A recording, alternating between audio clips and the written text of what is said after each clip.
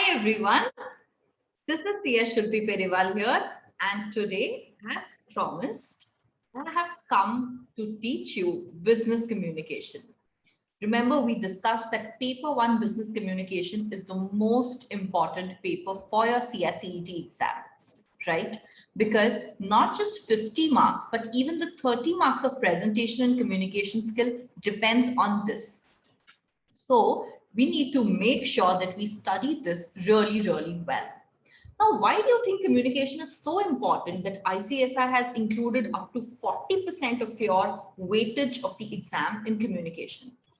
See, in today's times, it is understood that communication is one of the most important things after your academics. Let's take an example. Say, I also clear my CS and you also clear your CS.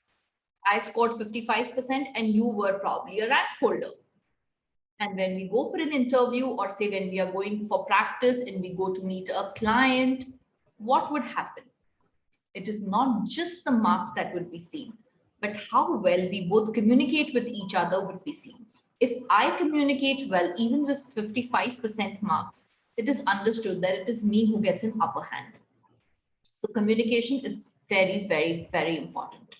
And what is communication, guys? If you see most of this communication skill workshop which is going on in the market, it would just focus on you speaking. Communication is not just speaking. It's speaking is one side, right? Communication is complete only when both the parties are actively involved. So listening skills, interpretation skills of that thing is also very, very important. So communication skill is not just about speaking, but also about listening. It's also about reading and getting to understand that. It's also about your choice of words at the right places, how you are able to use that words, and how you write and how you interpret that, your body language, everything is involved in communication. Correct? So in today's lesson, we would be completing chapter 2 of your business communication. Chapter 1 is grammar, which I will upload a separate video later. Let's start off with today with chapter 2. Okay? Chapter 2 is about vocabulary. I'm sure all of you would have heard this word vocabulary. What is vocabulary? See, a dictionary has a lot of words, thousands and lakhs of words. Is it possible for us? Is it possible for us to include all that words in our language, in our day-to-day communication or writing language for that matter? It's not possible. We have a certain set of words which we use repeatedly, and that is our vocabulary. Even if you're not using that word, but if you see that word somewhere, read that word somewhere, someone is speaking to you in that and using those words, you're able to understand what that means. That is vocabulary. Your knowledge of words is vocabulary. Now, how to make sure that we have a really good vocabulary? In the past batch, we have done this exercise that in our WhatsApp group, every day I used to give 3 new words along with the meaning and sentence. And I encouraged all the students to make their own sentence and send it on the group, or use that word in your daily language. Okay, that same day you're supposed to use those 3 words as much as possible. In that way, slowly, over a span of a few months, your vocabulary would increase by hundreds of words. And since you're using it in your daily language, it would become a part of you. This is my bonus tip for you to remember vocabulary well. And stay tuned, after we finish the entire chapter, I'm going to give you one more pro tip. Okay? So let's start off with our vocabulary chapter.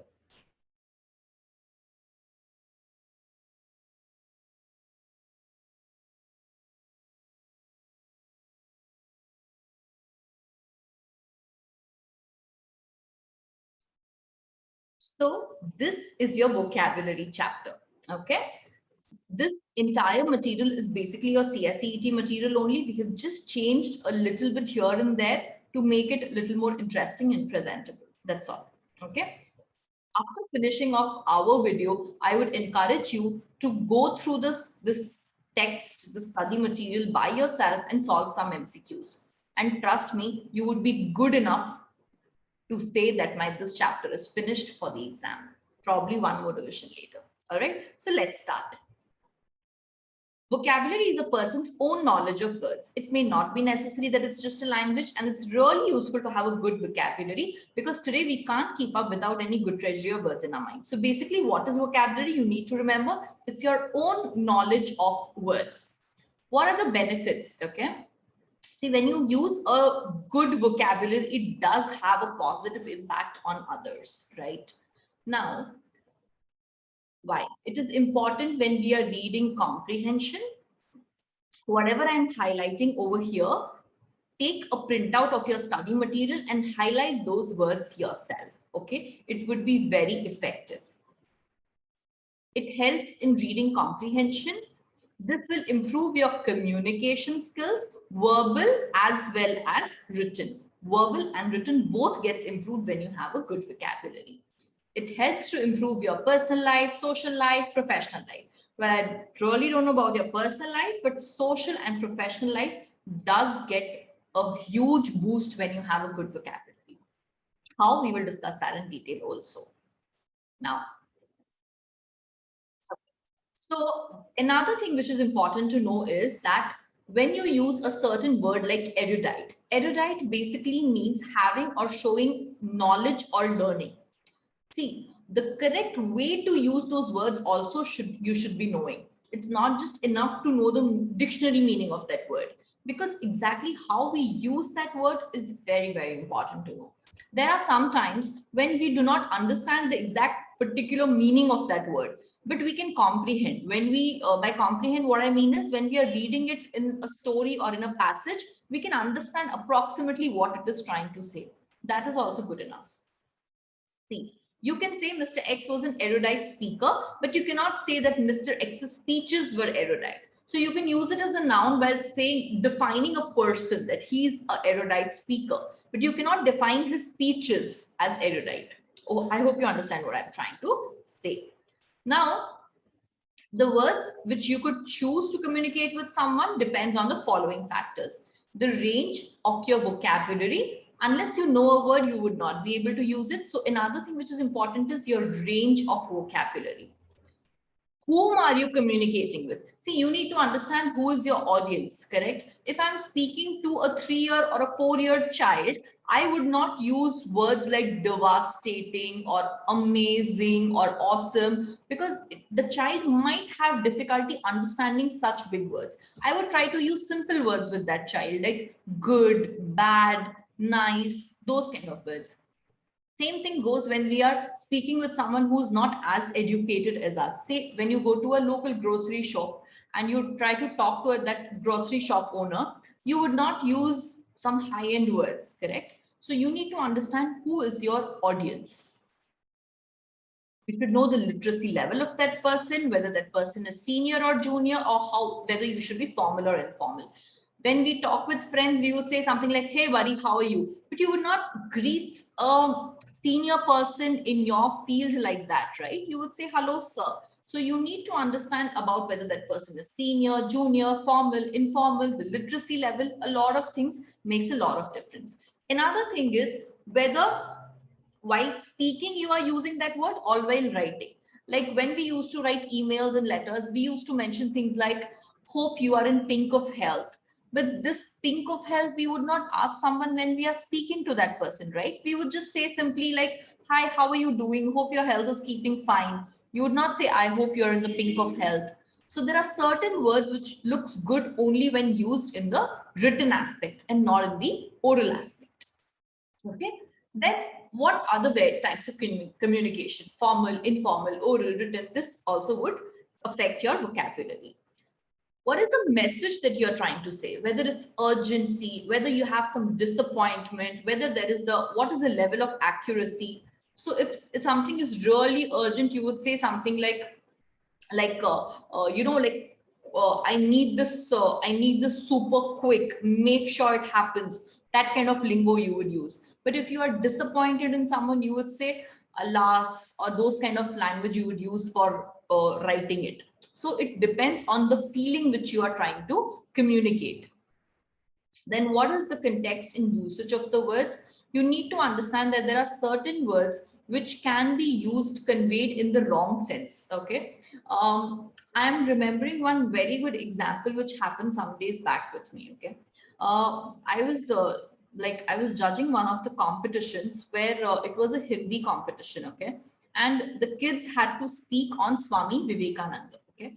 Now what happened was, when the kids were speaking on Swami Vivekanand, most of the kids did not have Hindi as their first language. Okay. A lot of them were based out of Tamil Nadu and they did not have Hindi as their first language. They were probably, learning it in school. So one of the kids in that 1 minute speech, he told he should have told something like Swami Vivekanand कहते हैं, but he told us as Swami Vivekanand बकते हैं. So can you understand the difference? Kehna is means it's speaking something, and bakna is when you say something like no gibberish. He's talking unnecessary. He's going on saying in a bad way. We some say to someone, no, don't keep on doing quack quack. That kind of a way he portrayed it. So that was that same word had a very different impact and different meaning when used in that sense. So you need to understand how you are going to use that word, what context you are going. So you need to understand how you are using that word, what context you are using it, how that word will influence the others. Then there's a lot of important words which it means different things at different places, correct? It's not just words. See, even when it comes to food, right? All of you know that in China, cockroach and lizards is eaten. But how does it happen in India? In India, when we see a cockroach and lizard, we get this ew feeling, right? Like it's an insect for us. We would just shoo it away. We have, in fact, cockroach killers and everything. But in China, that is a food for them. So the same thing, the same word might mean different in some other country and have a completely different meaning in some other country. So one example is liberal. Okay. In Britain, liberal basically means broad-minded. And that's how we in India also use it, because Indian English is very influenced by the British English, correct? So we use words like liberal means broad-minded, he's open-minded, he's chilled out, those kind of things. In America, liberal is used in a political standpoint. Okay, you kind of, when you tell you are a liberal person, means you are trying to tell that you belong to this political group kind of a thing where you are liberalists. Okay, and that's not a very nice way of portraying it. It's kind of a political abuse for them. Since this is a Cseet in a capsule course, I have to shorten things up. If you want to know a little more about it, you can actually Google about this thing. It's very interesting. Then how do we improve the vocabulary? All right. We understand the root of the words. Good dictionary gives us all the changes. To choose words that communicate clearly with the appropriate tone, you should learn everything possible. All right. Let's move on. Okay. How would you choose the right words? Define this part, simplicity. Let us keep things really simple. If you can convey the same meaning in a simple word, that would be more effective, right? See, everyone has their own range of vocabulary. All of you know who is the person who has an amazing sense of vocabulary, right? Mr. Cseet. When most of his speeches and tweets, people take out their dictionary or go to Wikipedia and find out what's the meaning. So you need to keep things really simple. There are sometimes there is long and unusual words because we have to be more precise. That's okay. All right. And for example, haven't, won't, and can't have no place in prose unless you have reproduced the text of a conversion. There is no set rule for using familiar words. The important thing is to avoid a show of pedantry. Underline this. What is pedantry? An ostentatious and inappropriate display of learning and undesirable complexity. See, what they are trying to tell you over here is very simple. They are saying, if the exact meaning in the field can be conveyed in a simple word, use that. But if you feel that you need to use a longer, complicated word to pinpointedly tell how you are feeling, then it's okay. Let's say you find this really beautiful dress in a mall. So you would say something like, this is such a beautiful dress. That's one way of saying it. But when you really like something, and you want to convey a word like, this is such a chic dress, this looks so elegant on me, you can use those words because you're trying to be a little more precise in how you are feeling. However, you should not use some word just as a show off. You understand? It should not sound complicated. It should not sound like we are just trying to show off your knowledge. So that should not be there. Pedantry means an ostentatious. What is ostentation? A show off thing, basically. All right. So when someone is rich, okay, you are rich. But if you like, when you talk to someone, there's some people who are very ostentatious about their wealth. They would talk something like, I did this 100 crore deal, I went for New Zealand for a vacation, we stayed in this properties. That's just being ostentatious about your wealth. That is not required when you are speaking or writing something. No need to show off your range of vocabulary. Use familiar words, the words with sharp and clear meanings. Don't try to use words which is not commonly used in that circle, okay? Say, for example, instead of using more unfamiliar words, endeavor, use try. Instead of using terminate, use end. So this is how everyday conversations goes, right? Everyday conversations, we would not use words like, say, if you fail in riding a bike, okay, you're just trying to ride a bike and you are not able to do it, you fail in that for like, once you fall down. So I would say something like, hey, you can do it, try again. Correct? That's the normal way of using it. But instead, if I say, you must pursue your endeavors, it sounds like unnecessary show off. So that need not be done. Use words which your people are more familiar with. Next is jargon. You can mark this as important, guys, because this can be asked in the exam. What is jargon? Jargon is basically a word which is very unique to that profession. Every profession has its own unique words. If you see two doctors talking and when they're discussing a case about a patient, most of you would not be able to understand what he or she is saying because there would be so much of medical language which would be used. Correct? Similarly, even legal people have their own lingo. When you go further in CS, when you come up to CS executive papers, you also would be using a few of those words, right? Right, ab initio, it is void, and those kind of words which is specific to that profession is known as a jargon. Okay. For example, the word operation, for when soldiers are talking about this, when military people are talking about it, operation basically means they have they're going to attack somewhere or they're going to have a certain plan in mind. That is an operation for them. And for a doctor, an operation is, what is an operation, right? We also use operation in that terms, like cutting up someone and doing something required for that person. That is an operation, a surgery basically. Okay. So every operation has a different meaning in different trade, in different industry. Okay. Now, should we avoid all jargons in our writing? No, it's not possible, because when two lawyers are talking, they cannot avoid jargon. Jargon will come into the picture. So one is a private language which the person in that particular field can understand. Other is wider acceptance of certain words and phrases in the general language used by the public. There cannot be any objection if this kind of jargon is used in writing. Of course, there cannot be any objection because when you are writing your answer sheets in CS executive exams, you will also be using a lot of legal jargon in your words. All right. You would be using words like void. You would be using words like ab initio. You would be using words something like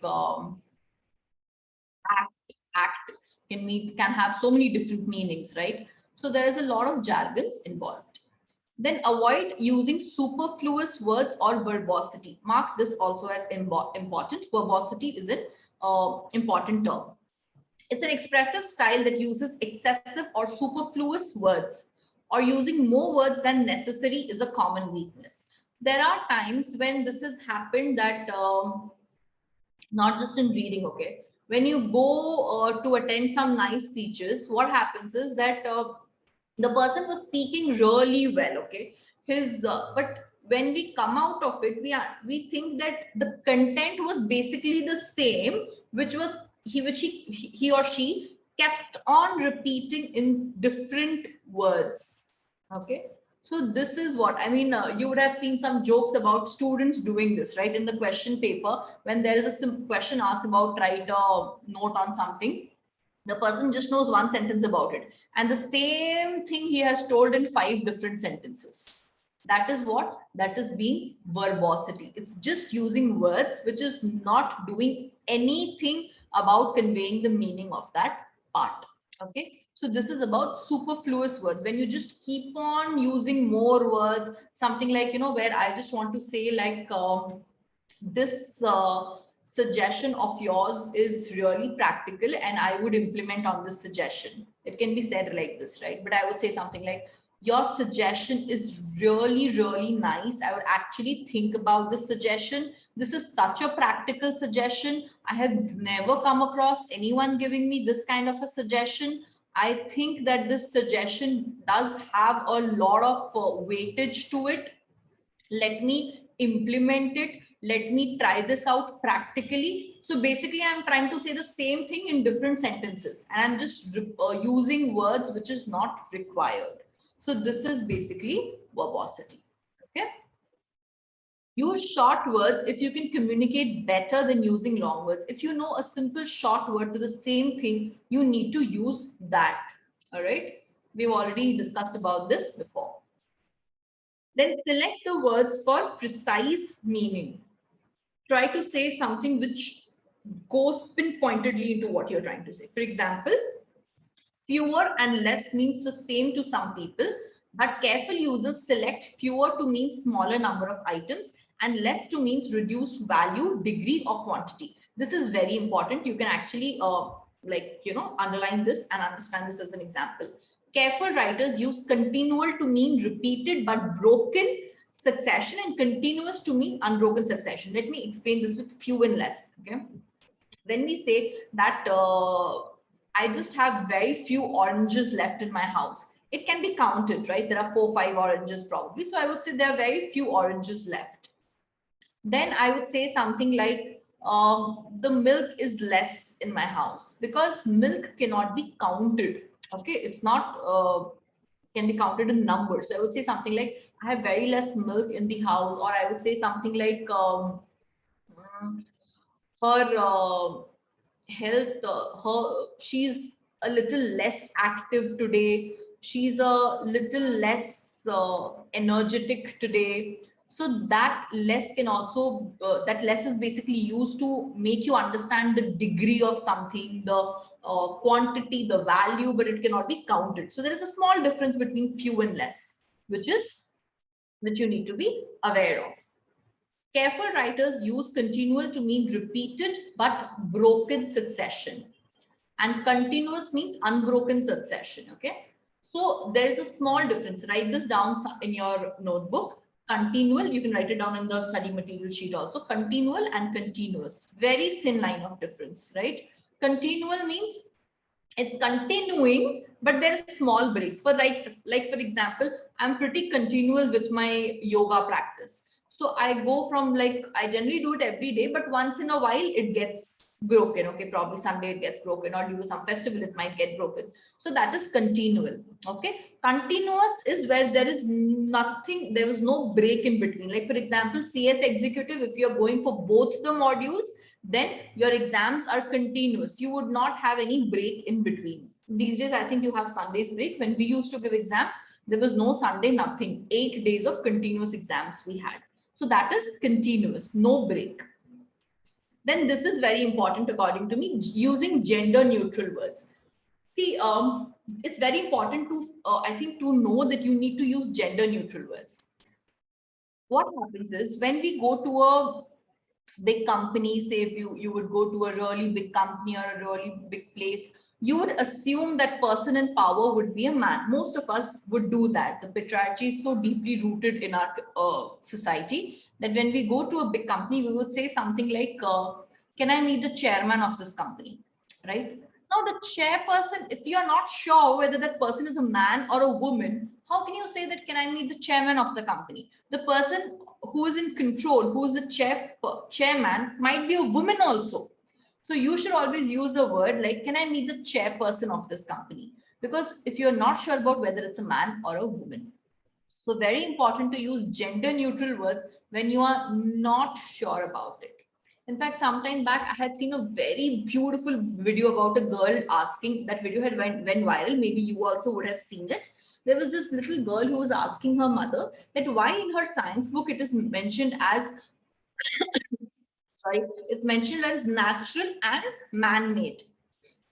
So her mother told man-made means it is we who made it. Now, why it's not human-made? Why are they assuming that man only had made it? It could be a woman also, no, who made it. So there are a lot of words which we are still using, which is not gender neutral. Okay. So in if you know, like, if you're not sure about whether the person in power is a man or a woman, it's always better to use gender neutral words. Now, moving on to the next topic, that is synonyms.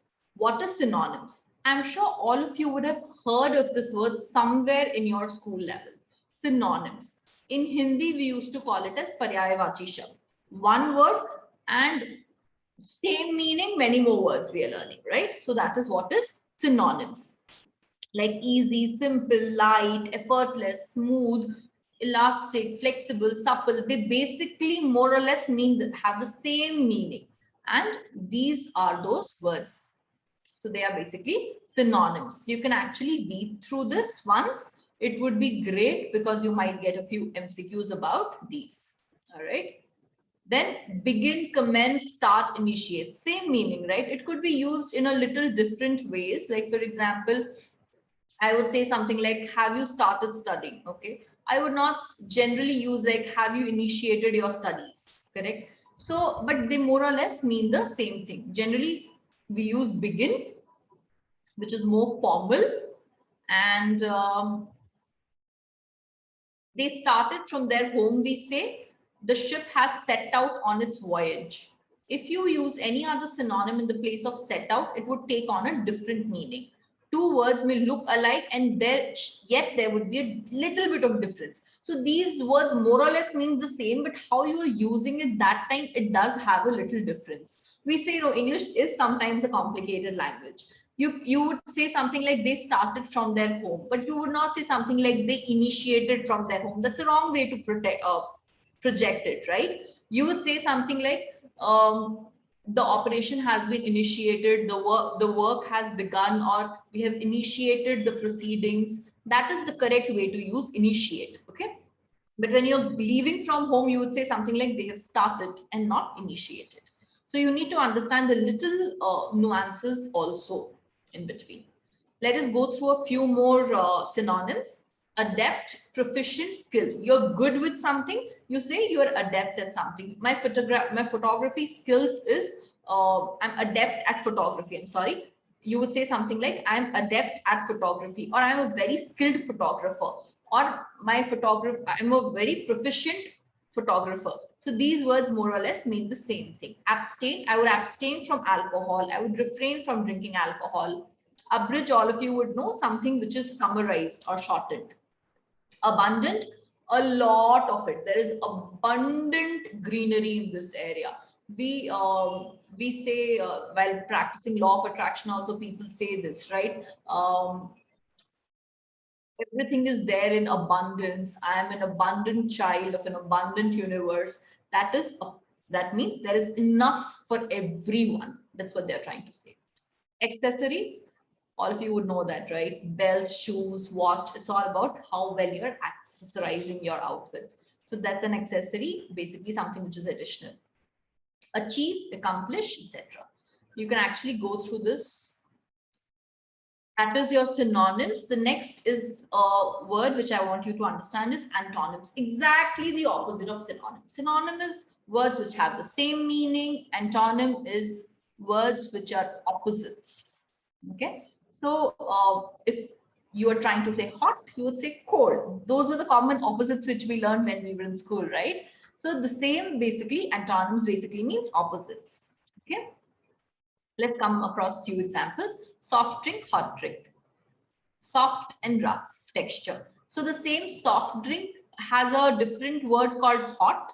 But when it comes to texture, it would be soft and rough. Please go through these antonyms: abnormal, normal, accurate, inaccurate. I will just tell you something which I feel you would might not know. Yeah. Economical and extravagant. He is very economical about his spending habits. He does not waste money that much, right? She is extravagant in her purchases. She does not even see the price tag of most of the things. She would just spend a lot of money. So she's extravagant. Diligent and lazy. Diligent means you're very careful, very sincere, and dilatory or lazy is like, yeah, like, yeah, we will study tomorrow, next day we will find out, those kind of things. Okay. Then another thing which I would like to tell you is what would be again inferior, superior, import, export, loud, void. Yeah, meager, plentiful is a common word, but an important one, possible of in being included in exams. Please forfeit. So yeah, please do go through this antonyms. All right. The next that I would be seeing is your homophones.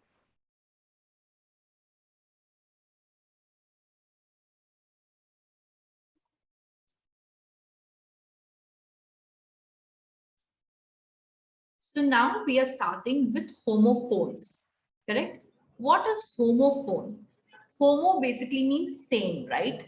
And phone is, you all would have heard of this phonics classes, which is going on for the kids these days, where they teach you things like A says a, B says b, those kind of things. So homophone basically means two words which are pronounced in the same way, which have a similar sound when we hear it, but spelling is different and even the meaning is different, right? So those are homophones, like stationary and stationary. Okay. I'm just discussing a few important ones over here in this video. I would really want you to go through all the words which is there on your material. All right. So stationary and stationary. The ARY stationary basically means an object which is not moving, right? In physics, how we used to say it, this is a stationary object. And this ERY would basically mean the stationery shops that we have in our locality, where they sell this pen, paper, and all those stuff. Okay. Then there is access and excess. Access, when you're allowed to access something. My son is allowed to access my phone. Okay. Excess is when there is something too much. Okay. We have excess of food left after the party. So those things is excess. This is a very tricky one where a lot of people get confused. Advice and advise. Okay, there is a C and then there is an S. C is when we mean it along with a noun. Okay, that anyone can offer advice. It is basically what is being told, the suggestion that is being given. Okay, so something like I tell you, all of you should wake up at 4 a.m. and study. This is the advice which I am giving you. Okay. Sorry, this is an advice which I'm giving you. S. Why? Because this is involving you to take action. It is talking about a verb. So this is my advice to you. When I say, no, I really want you to study hard. I want you to wake up at 4 a.m. and study. They are my advice to you. SE. Okay. And advice, CE, is where you hear all the motivational speakers or you hear the general life advices being meted out to you. That is advice, CE. Okay, where it's a noun. There's a very small thin line of difference between these two. Basically, you just need to remember that the SE advice means you're supposed to take some action. Okay, it's a verb. Then 8 and 8. This all of you would know, right? 8 is the past tense of each, and 8 all of us know what is eat. Bear and bear. Bear is that animal bear, and bear is like without it, like when you have very less furniture in your room, someone would come and say, no, your room looks really bare, why don't you add a few things? It's not enough. That's what they're trying to say. Sell and sell. Sell is again 2-3 types of things. We also say cell phone. We say the small room in the prison also as cell. We even talk about a battery as cell. So that is CELL, cell. And sell, all of us know what is sell, right? Selling something. Okay, you're selling your car, your phone, all those things. Then homonym. Homonym is, homo means same, right? And this in this nim, it means that it has the same spelling, but it sounds different, and it is probably means also totally different. So this homonym means they are with the same spelling, but they have more than one meaning. The spelling is the same. In homophone, the sound was the same, but spelling was different. In homonym, the spelling is also the same, but the meaning is completely different. In both the cases, the meaning is different, homophone and homonym. All right. Let's see an example. Bat, bat. I'm afraid of bats, that insect, due to which it's supposed to be that said that this COVID-19 happened. Then another bat is, it's his first time at bat in the major leagues, the cricket bat. Correct? Match, match. It could be a matchstick match. It could be a sport match. Mean, mean. Right, right. I'm sure I'm right. Being correct is one right. One right is when you are telling the direction to someone. Okay, go towards your right. So that is one right, and being correct is also right. Both have the same spelling, same pronunciation, right, right, but meaning is completely different depending on the place you have used it. Then single word for a group of words. Mark this important. This is a little different word. Avarice, greed, inordinate desire to gain and hoard wealth. There are some stingy people, no, who would just want to earn, and they keep on collecting the wealth. They don't use it. They don't take the basic pleasures of life which happens from wealth, but they just like to take the money and like hoard it, keep it with them. Okay. So this is what is called when someone is unnecessarily greedy. You know, you're not sharing that with anyone else. You're not using it also. You're just hoarding it, collecting it without using it. Okay. So that is avarice. Something which cannot be taken by force, impregnable. Amateur, when you are just learning something new, right? Like I'm an amateur at shooting YouTube videos. It does not come naturally to me. I'm not a professional at it right now. So I'm an amateur at it. Fragile, easily broken. Crockery is very fragile item in our houses. Okay, please go through all this thing. Euphony, pleasant sound. You would have read this in a lot of English proses. The euphony of sounds was to the ears was so nice. So it's basically the nice sounds is called euphony. Okay, then place where this all you would be knowing. People who collect coins, numismatics, please learn all these words. Blood feud started by murder seeking vengeance. This you would have learned if you would have read some murder mystery kind of books or something. You know, I have a personal vendetta against that person just because you're from a different caste or a different religion. Some people have grudges. That is also called vendetta. When you can actually kill that person also, you know, that kind of a mad person you are. So that is what is vendetta. Then some words which commonly everyone uses, commonly everyone does spelling mistakes in those words. Okay, this can also be asked in your MCQs where they will ask you to choose the correct spelling. Okay, which is the correct spelling, like that they will give you options. So absence, it is a S first and a C then. A lot of people write SS both the time or a CC both the time. It is an S first and a C then. Okay, accommodate, accommodate has a double C and a double M. All right, achieve, this is the most common mistake. People forget where it is E first or I first. For achieve, most of the time it's an I first, okay, and not the E first. So you need to remember this. This is the most common mistake which happens. And even this one, calendar, it's an AR and not a ER. Then liaison, it is I, one more I is over here. Okay, this is the correct spellings. Receipt, EI, not IE. So this is, see here, IE is the correct one and EI is the wrong one. Here, EI is the correct one, but IE is the wrong one. So you need to be careful about these things. Tomorrow, there is just a double R, no double M's and nothing. Just double R. So spellings and pronunciations makes a huge impact on your communication skills. Spelling errors is important. This is the most common mistake. Mark this as important. The EI and IE. Okay. There is not much difference when it comes to spelling out the word. I mean, when it comes to speaking the word, but there's a lot of difference when you're writing it down between EI and IE. So this would come with practice. Like for example, conceive, deceive, perceive, all these have EIs, okay? But most of the other words would have IE, like chief, achieve, convenience, etc. Please, I would request you to find out a little more words about this and go through this. E can be dropped or retained when changing the root word. For example, true changes to truly, but sincere would change to sincerely. So here we drop the E out, but here the E remains. From sincere itself, we just add an LY. Lose and lose are completely different, right? Lose means you lost something. Loose is a dress which is not tight fitting. It is loose. Okay, it is very open and it's little not coming into your. It's a little big for you, so you would say it's very loose for me. So spellings, you would definitely get an MCQ on the spelling ones. So be careful about the spelling. When you're reading the study materials, pay a little more attention to the spellings, especially this EI and IE things and this true, truly, sincere, sincerely things. And the third thing is this doubles when they are used, like accommodate, tomorrow, which are the letters which is repeated and which are the letters which is not repeated. Be very careful about these.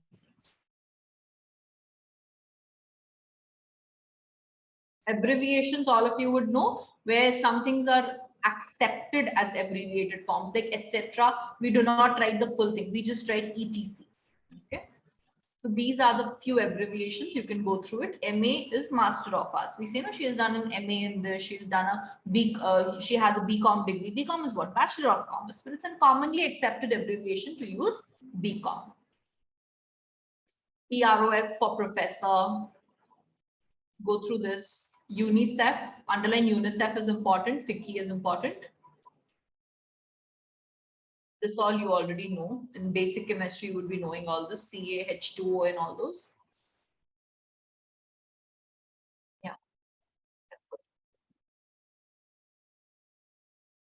Then idioms and phrases are very interesting, okay? Muhavre, we used to say in English, in Hindi, sorry, that they basically are saying something. The literal meaning would be something else, but they are used in a different fashion. They are used to mean something else. Okay, like for example,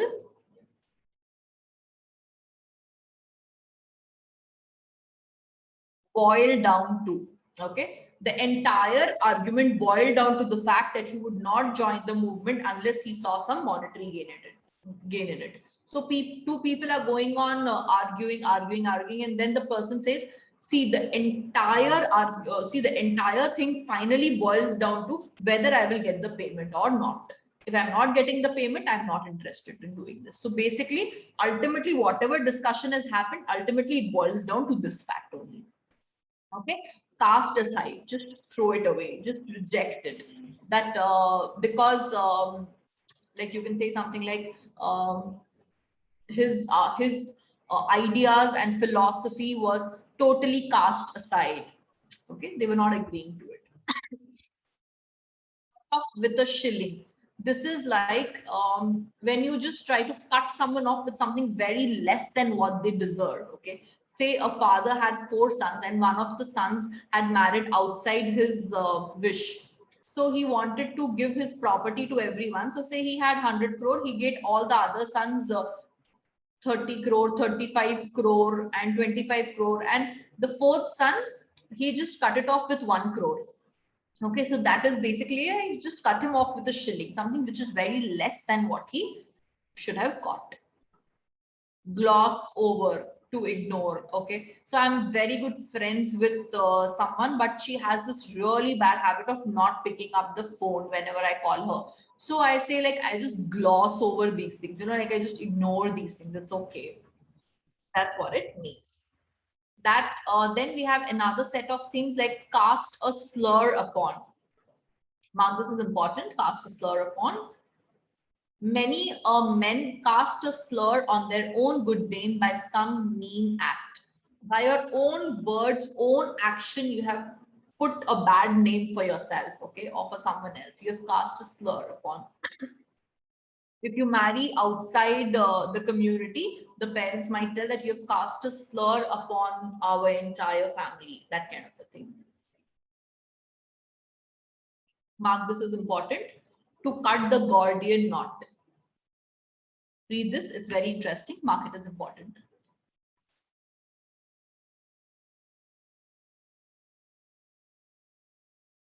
The Indian Parliament threw out the bill for abolition of privity purses.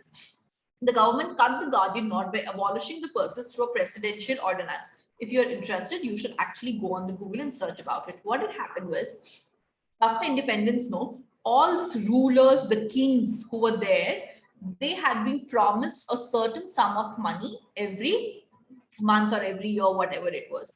Then Indira Gandhi, the prime minister of that time, she took out a new ordinance and she told that from now onwards, these rulers and kings will not get anything from the government's coffers. Okay, because government itself was like poor that time. Okay, it was not able to manage the country. There was so much of poverty. So they told that we are not going to pay the rulers and all any time. So she just cut the Gordian knot. Means it was a very bold measure, but she removed this difficulty. On how happened with demonetization, or it was a bold move, right? She cut the Mr. Modi had cut off the difficulties or about people hoarding or this black money thing. So it was a bold move and they removed a difficulty through it. So it is known as cut the Gordian knot. To get the upper hand, you would you would know the meaning of to get the upper hand. Give and take policy also you would understand, right? You don't do something for free for anyone. It's a give and take policy. Two brothers, one brother hides the other brother's secret. The other brother also hides his secret from the mother. And it is told that we have a give and take policy, that kind of a thing.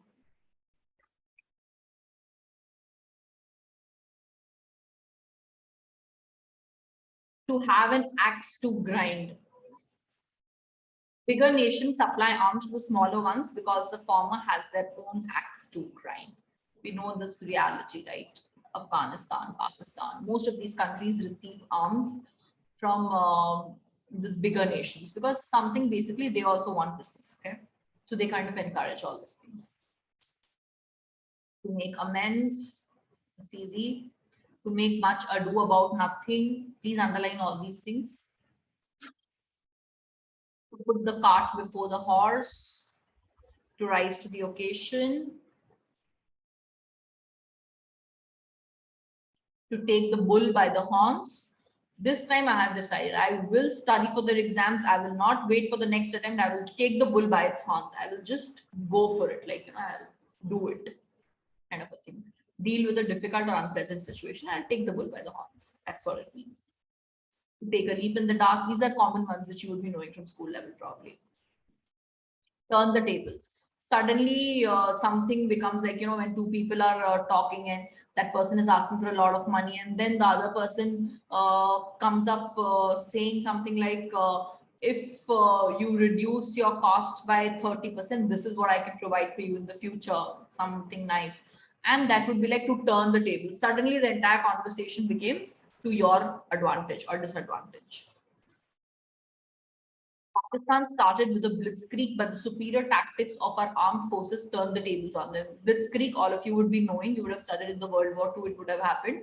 Pakistan came with a rush to attack, but our armed forces were also much, much better than them. And because of that, it turned the tables. They thought they would have an advantage, but it turned out to their disadvantage coming into our territory. Okay.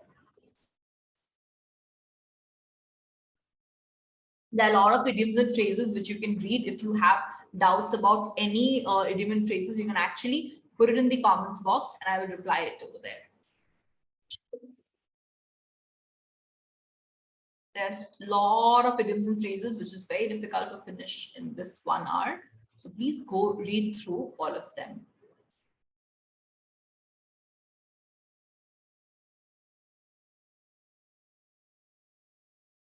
The foreign words and phrases. This is your last topic almost. Foreign words and phrases.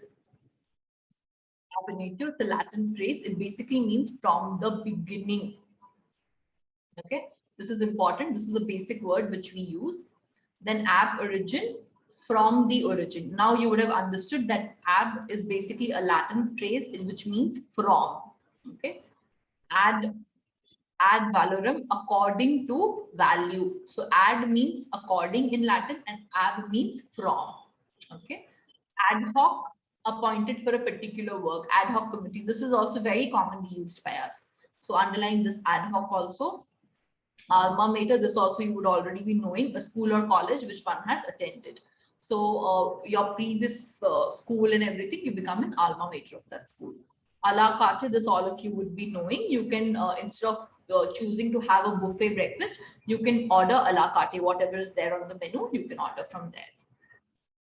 Alter ego, alternative personality, intimate friend. He's my alter ego. We go everywhere together. This is what alter ego means. Or this word is important. A posteriori, empirical, from effect to cause. Then bona fide, bizarre, underline all this, bon voyage. These are important ones. You can read through it, simple ones. Corrigenda. Rest of the words is also to be read. I'm not saying that only what I'm underlining, those words will come, but still those are the important ones. Okay. Then de facto, de novo, entrepreneur, all of you know, elite, all of you know, en masse, all together. Entourage is important when Prime Minister goes anywhere or any other cricketer comes from somewhere. He has this group of people who come along with him. That's an entourage. Okay. Ex officio is important by virtue of his position or status. So it is something like if you are supposing the president of your Nature's Club committee of school, then automatically if someone who's the president of Nature Club also has to take over as the treasurer of book reading club, maybe that is the norm in your school. So what happens? You become the secretary of the book reading club ex officio. Ex officio means because you are having one position, you have to take up the other position also. That's what it means. Faux pas, social blunder. Wearing leather boots in today's time is a huge faux pas, fashion mistake that you're doing. It's a social blunder that you are doing. Okay. Gosh. Ipso facto. In toto. In toto, the entire thing. I want this, see, I am recommending something to you. I don't want you to choose in that. I want you to accept it in toto. Means I want you to accept my entire recommendation. Modus operandi, how, what is my method of doing things, okay? You can read these other things.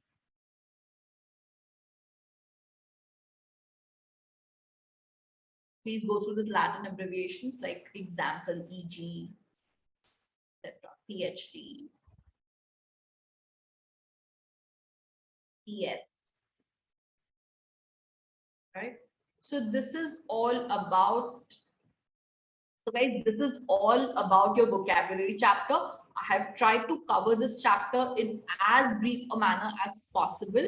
So if you go through this entire video, read through that study material. If you have any doubts, drop it in the comments box. And we'll also give you free MCQs to practice. Okay, you can just get in touch with us on the WhatsApp link provided in the description box, and we would be more than happy to give you the 1000 MCQ books. So please kickstart your preparation from today onwards, and all the best for your exams. We have to clear it, ace it in the coming 50 to 60 days that we have, right? So 13th November exam, 13th November is your exam. Kickstart your preparations now.